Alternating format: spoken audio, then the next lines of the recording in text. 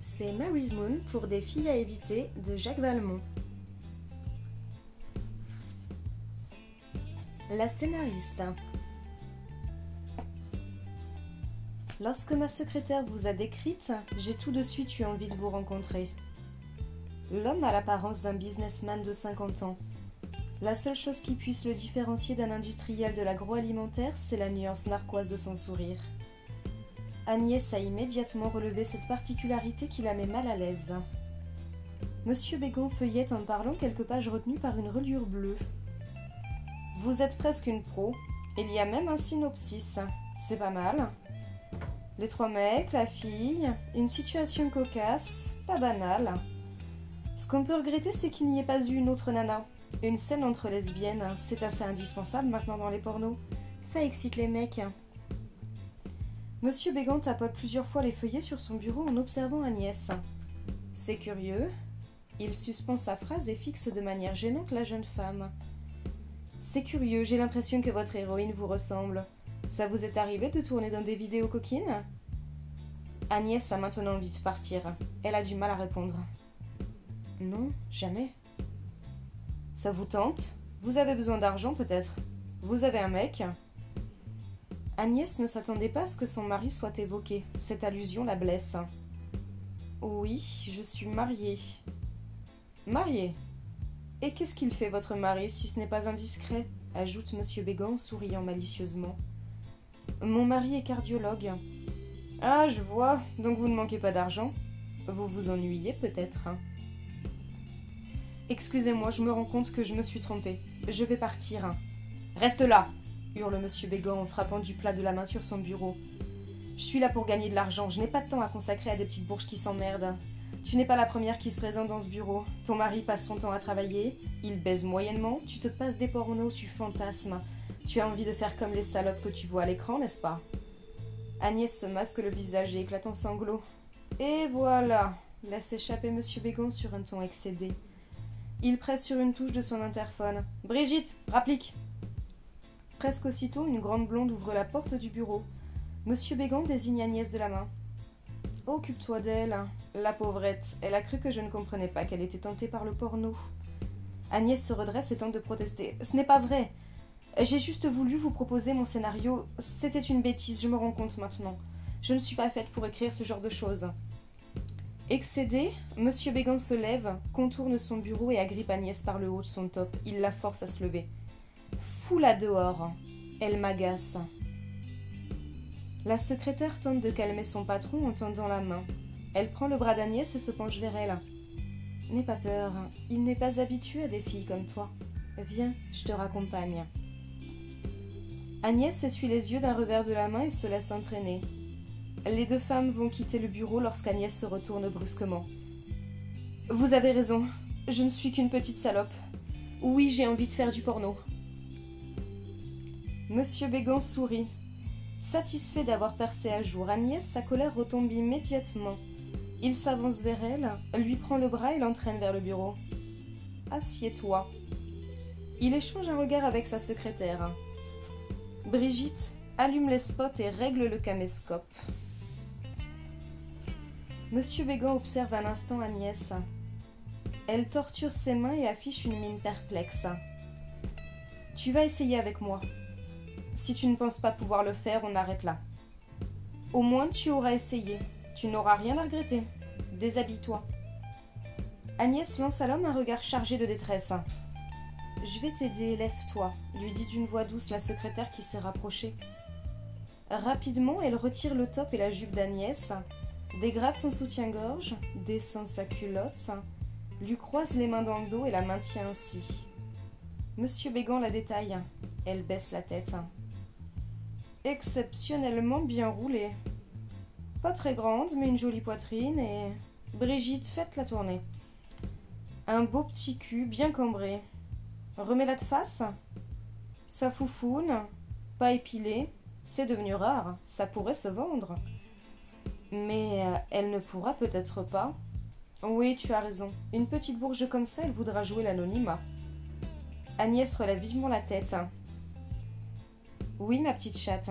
Si je te fais tourner, c'est pas pour te constituer une collection de vidéos. C'est pour diffuser, mais je suppose que tu ne tiens pas à être reconnue. T'inquiète, j'ai pensé à ça. Agnès tente de se libérer les mains. Elle avait bien sûr songé à cet aspect des choses, mais curieusement, elle l'avait ensuite occulté.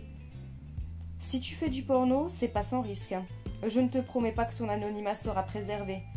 Toutes les autres, des petites bourges comme toi, c'est aussi ce qui les excitait, savoir que des milliers de mecs allaient les mater. Dans le tas, c'est pas exclu qu'il y ait un collègue du mari ou un cousin. Seulement, c'est curieux, il n'y a pas beaucoup d'amatrices qui sont reconnues. Personne ne s'attend à ce que sa propre voisine se fasse tringler devant une caméra. Oui, épilée, bien maquillée, avec une perruque, l'éclairage, ça rend les filles presque méconnaissables, ajoute la secrétaire. Bon, de toute façon, on n'en est pas là, c'est qu'un essai. Brigitte, il faut d'abord que la petite dame fasse ses preuves. Je crois qu'elle n'a jamais léché une meuf, fais-lui passer un petit test. Là ? Oui, assieds-toi sur le bureau. La blonde remonte sa jupe étroite jusqu'à la taille, s'appuie contre le meuble et écarte les cuisses. Agnès se trouve face à son sexe épilé, la blonde lui attire le visage dans son entrejambe. Lèche, lèche ma cocotte. Agnès n'a jamais eu de relation saphique, elle hésite. Si tu ne peux pas le faire, ce n'est pas la peine de continuer, prévient Monsieur Bégan. Je te l'ai dit, les mecs adorent voir les meufs se brouter. Timidement, Agnès glisse sa langue entre les lèvres de la secrétaire. Viens, ma poule, frétille, frétille. Agnès remue sa langue. Elle le fait bien et j'aime bien sa façon de me lécher. Bon, Brigitte, je ne te paye pas pour prendre du bon temps. À ton tour, prépare-la moi. Brigitte soupire, hausse les épaules, mais tout de même s'agenouille et commence un cunilingus sur Agnès. Monsieur Bégan fixe la jeune femme pour juger de ses réactions. Ne prends pas cet air de martyr. Elle ne va pas te dévorer. Ah, enfin, petit éclair dans l'œil. Tu apprécies. Tu vois, tu auras au moins découvert ça. Ton côté Gwyn.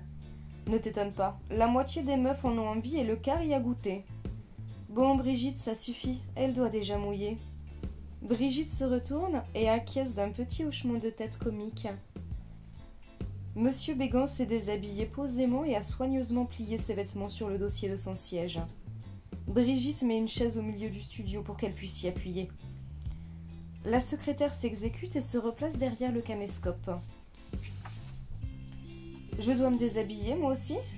Ce n'est pas la peine. Brigitte dodeline de la tête. Elle est déçue. Agnès se trouve devant l'écran du studio, figée, les mains croisées sur son entrecuisse. Monsieur Bégan la rejoint. Il est carré, la taille un peu épaisse mais plutôt bien conservée pour ses 50 ans. Il pose la main sur l'épaule d'Agnès et la fait s'agenouiller. Il empoigne son sexe et caresse les lèvres de la jeune femme avec. « Tu sais ce que tu dois faire ?»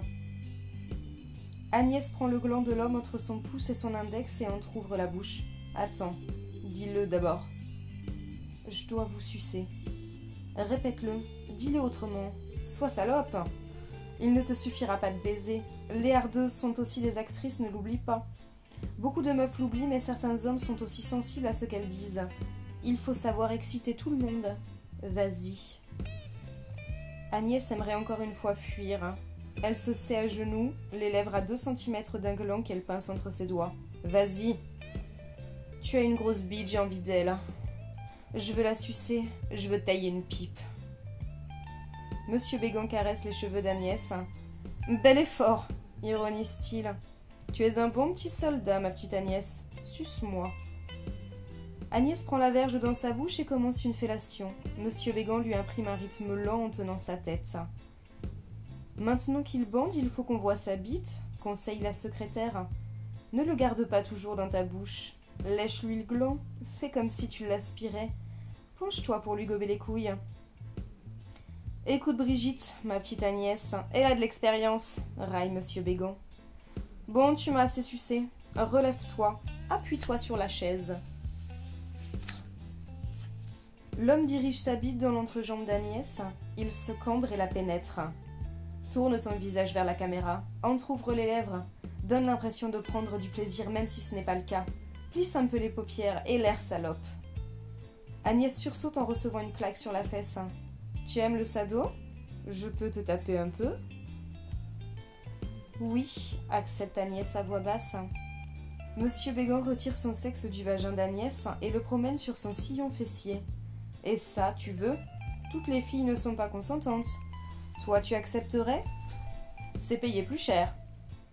Ah, j'oubliais. Le fric, tu t'en fous? Est-ce que tu veux te faire enculer malgré tout? Agnès voudrait refuser. Elle est prête à pleurer. Oui, je veux, admet-elle d'une voix à peine perceptible. Je ne t'ai pas entendu. Répète. Monsieur Bégan applique encore une tape sur la fesse d'Agnès. Je veux être enculée, écrit-elle en éclatant d'un sanglot. Elle est bien, s'enthousiasme Brigitte en contrôlant les images sur l'écran du magnétoscope. Et comme ça, elle est bien aussi? Demande brutalement Monsieur Bégan en pénétrant Agnès d'un violent coup de rein. La jeune femme ne peut s'empêcher de pousser un cri et reste la bouche grande ouverte. La douleur s'additionnant à la montée du plaisir, elle jouit. L'homme lui pilonne à plusieurs reprises l'anus avant de se retirer brusquement. En porno, il n'y a jamais d'éjaculation cachée. Il faut toujours que les spectateurs voient le sperme gicler. Retourne-toi et agenouille-toi devant moi.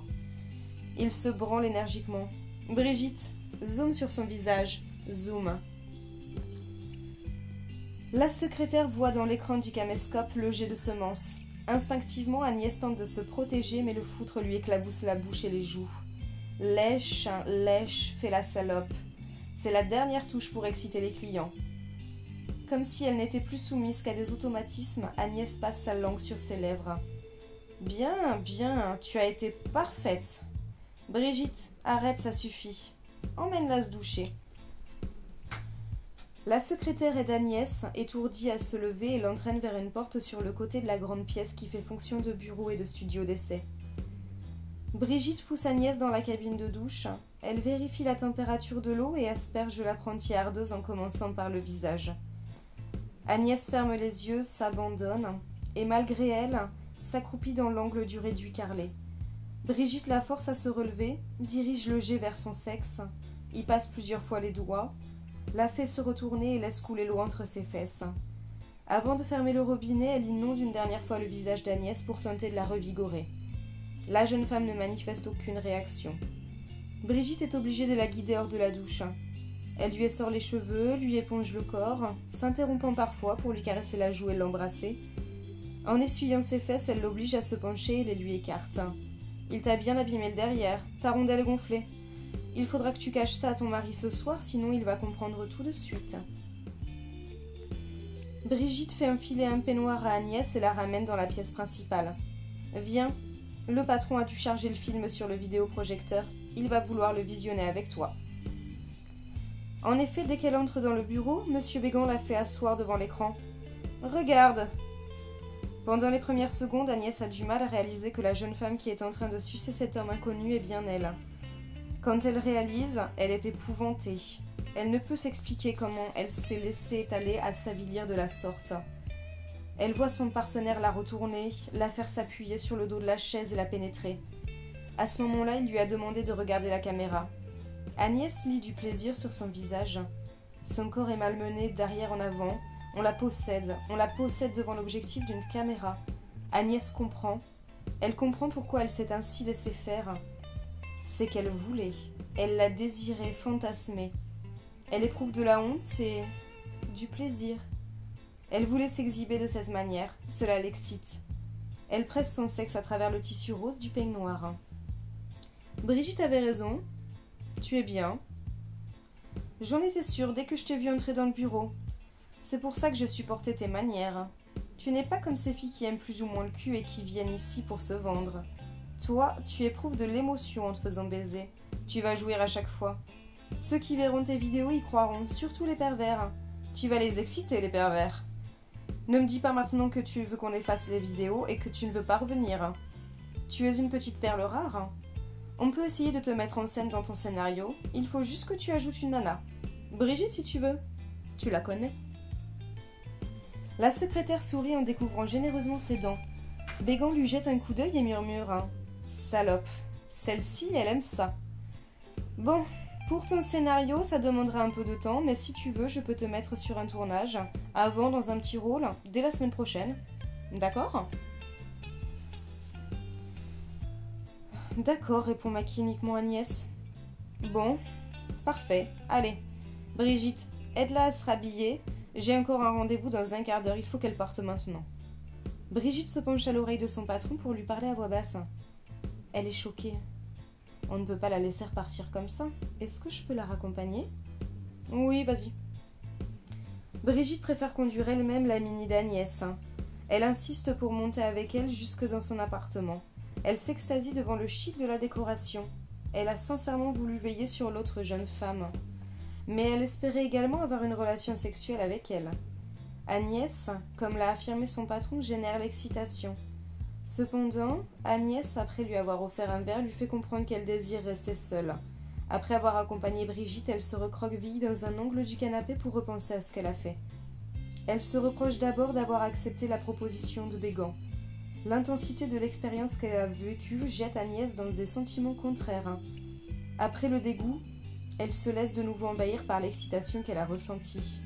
Elle tente de se persuader qu'elle peut encore résister à la tentation de s'exhiber. Cependant, elle sait déjà qu'elle ne pourra pas se soustraire au rendez-vous qu'elle a accepté pour la semaine suivante. Elle se lève et parcourt toutes les pièces de l'appartement pour se libérer l'esprit en accomplissant des tâches anodines. La porte d'entrée s'ouvre. « J'ai pu m'échapper plus tôt, chérie !» lance un jouet Jérôme, son mari. « Qu'as-tu fait de ton après-midi, Agnès ?»« Oh, rien. Tes courses ? Sers-toi un verre, je fais réchauffer quelque chose, j'en ai pour un instant. » Pendant le dîner, Jérôme décrit en détail l'opération qui l'a mobilisé tout l'après-midi. Agnès l'écoute distraitement, ses souvenirs lui réinvestissent sans cesse l'esprit. Les images de la vidéo lui ont paru plus réelles que les sensations qu'elle a éprouvées pendant sa relation avec Bégan. Elle prétexte la fatigue et se couche avant Jérôme. Il prend encore le temps de consulter plusieurs dossiers avant de la rejoindre. Elle ne s'est pas endormie, mais lorsqu'il s'allonge auprès d'elle, elle simule le sommeil. Il tente de la réveiller en la caressant. Elle lui tourne le dos, il glisse sa main entre ses cuisses et remonte jusqu'à ses fesses. Ses doigts effleurent à plusieurs reprises son anus. Il insiste. Elle le sent se crisper. Il palpe son ventre sans ménagement, glisse son pouce et son index dans sa fente et lui pince le clitoris, méchamment. Elle serre les dents pour ne pas se plaindre. Il sait qu'elle ne dort pas, mais il n'insiste pas. Il se retourne et reste immobile. Agnès participe au tournage que lui a proposé Bégan. Elle en enchaîne d'autres les semaines suivantes en profitant des absences de Jérôme à l'occasion des opérations pour lesquelles il est sollicité en France et à l'étranger. Un soir, elle s'aperçoit qu'il est rentré plus tôt qu'il ne l'avait annoncé. Il est assis dans le canapé, un verre à la main. Bien en évidence au centre de la table basse a été posé un DVD. Agnès le reconnaît immédiatement. Elle y figure en photo, de dos, à quatre pattes emmanchées par un jeune mâle. En haut de la jaquette, le titre de la vidéo est inscrit en lettres rouges. « Encule-moi ». Elle s'est faite une spécialité de la sodomie, car cette pratique lui permet de n'apparaître que rarement de face. Elle en est devenue dépendante, car les queues impressionnantes de ses partenaires lui martyrisent délicieusement son orifice étroit. Elle jouit de cette souffrance intime. Agnès se penche pour saisir le DVD. Jérôme se contente d'ingurgiter une gorgée. Agnès ouvre le coffret, place le disque dans le lecteur. Elle lance la lecture et vient s'asseoir contre Jérôme. Une vue panoramique d'un parc, un château, un préambule. Agnès est déshabillée par deux hommes. Elle a les yeux maquillés en œil de biche et porte une frange rousse qui lui cache le front. Elle suce alternativement ses deux partenaires. L'un de la renverse, la doite puis la sodomise. Elle continue à gratifier l'autre d'une fellation. Jérôme passe le bras par-dessus les épaules de sa femme. Il fixe l'écran, il replie le bras puis lui serre de plus en plus fort le cou. Elle peine à respirer. Elle se laisse tomber sur les cuisses de Jérôme. Elle ouvre sa braguette et empoigne son sexe déjà raide. Elle le prend dans sa bouche. Il la laisse le sucer quelques instants, puis il l'empoigne par le col et la plaque sur la table basse. Il lève la main comme pour la frapper, mais il se contente de retrousser son top. Il passe la main dans la ceinture de sa jupe, tire brusquement et lui arrache le vêtement. Il agrippe sa culotte et la déchire. Il s'agenouille derrière elle, il lui écarte brutalement les cuisses, présente son sexe entre ses fesses et la pénètre sans préparation. Les larmes viennent aussitôt aux yeux d'Agnès, mais elle ne crie pas. Il la bombarde en grimaçant lui-même. Le partenaire d'Agnès à l'écran est engagé dans le même va-et-vient. La bande-son restitue les gémissements d'Agnès. Dans le salon de l'appartement, la femme du chirurgien mêle les siens à ceux de son double virtuel. Ma femme, ma petite Agnès, est une ardeuse. Une salope d'ardeuse.